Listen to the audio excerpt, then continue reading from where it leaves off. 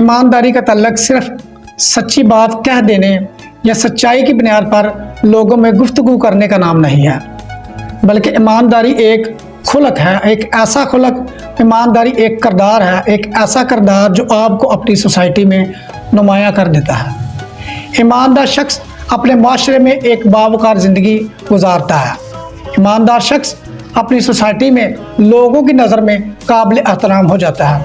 اگر آپ ایمانداری کو اپنا شیوا بنائیں تو نہ صرف آپ اپنی سوسائٹی میں ایک اچھے شہری تسلیم ہوں گے، بلکہ اس کے ساتھ ساتھ آپ کا ضمیر بھی مطمئن ہوگا۔